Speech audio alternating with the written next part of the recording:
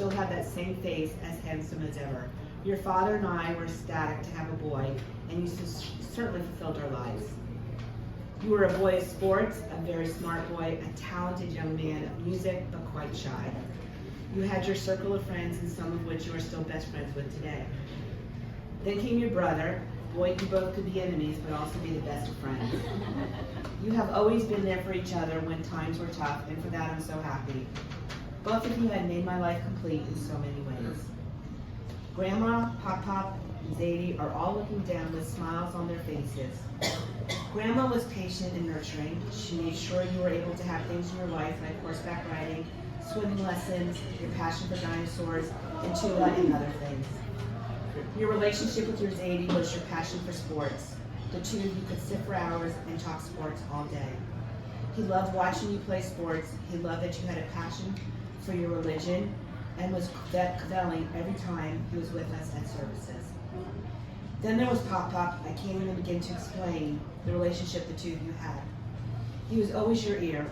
He loved watching you play tuba, and he loved watching you play sports, and always giving you advice, whether wanted or not.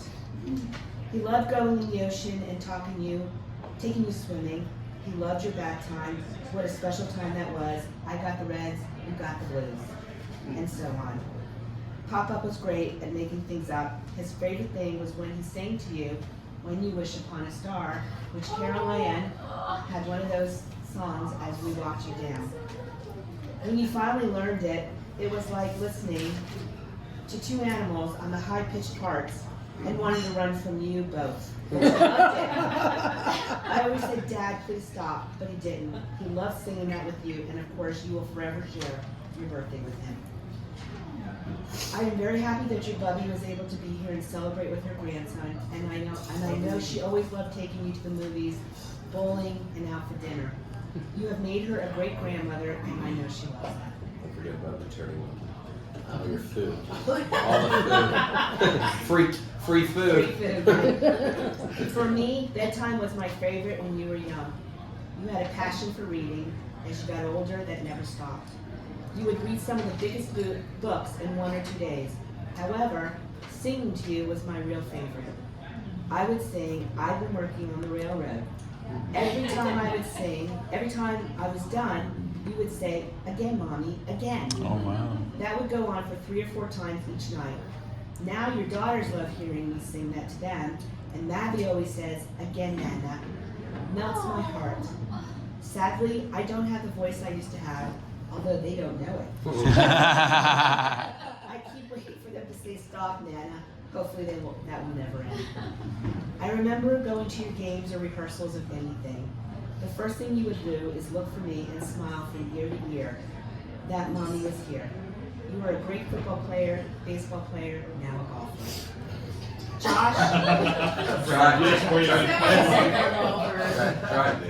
Josh, education came easy for you through high school until junior year.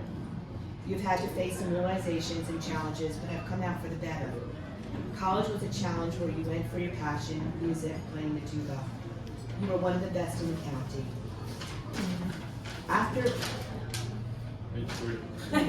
Thank you. After that first year in college, you moved back home with Sheldon and I, and those were some tough times. But you overcame them as well with perseverance. You moved out into your first place. You decided to get a dog named King, who became your best friend. Later, King now is with he moved out and is with Brandon. Then you moved again into not to such a nice neighborhood where sometimes it was very questionable. I just wasn't sure. Then you finally moved out of that place into a nicer neighborhood and nicer apartment. Living on your own has started to make you a mature man. You worked at several places, however, becoming a waiter and bartender is where you flourished. You were always at the top of your game and made you learn some very valuable lessons in life. When Sheldon and I started dating, all you kept saying is, I just want you to be happy, Mom. When Sheldon and I got married, you gained a stepbrother and stepsister who was infrequent. It was tough for a couple of years adjusting. 5 years ago, you met Carolann while working at Chili's. I remember when you told me about her. I was very excited for you and couldn't wait to meet her. You always had a smile from ear to ear when talking about her, and those dimples would start coming out. When we met Carolann, we thought, what a beautiful woman. We could see she had eyes for you too. She got along with Sheldon and I, and we always looked forward to seeing you guys. She even knew how to say roll tide roll. Yeah. What the f? I was gonna say, what? Keep going. Carolann, Says you. I'll deal with you later. Carolann and I have become very close. We challenge each other, but that's what mothers and daughters do. I think of you as a daughter, not a daughter-in-law. I know you lost your mom to cancer, and no one will fill her shoes. But you know I'll always be here for you, no matter what. Last page. You, It's okay. It's okay. It wasn't- We all know it's okay. It's okay. Oh, I'm sorry. It's okay. It's okay. Page 4. Sorry. If she reads this Josh, tomorrow, work on that it'll be one. Come on, you're taking me an ocean. You and Carolann moved in together. You and Carolann moved in together, and then you had your first child, Maddie.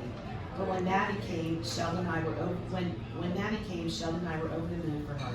She was so beautiful, and we could not get enough of her. We were so happy to become Nana and Gappy, the sequel. She is our second grandchild. She is such a happy little girl with a little bit of a stubborn streak. I wonder where that comes from. Our lives were so complete with 2 granddaughters, Maddie and Remy, and then oops, Brooklyn was born. All girls. does not always work.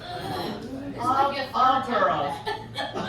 Wow, we thought, how could life get any better? She is so bright, but quite the independent little girl who looks just like you, and Maddie looks so much like Carolann. We knew there was another grandchild coming. A few months later, Leo was born, and our lives were so full. Finally, the proposal came, and Sheldon and I were so excited to finally hear you all are getting married. Now that time is finally. Now that time, let's not get into that. I cut out all the negative stuff. Wait, check off. Everybody needs time. Now that time is finally here. A lot of craziness planning, but so worth it. We are celebrating both of you.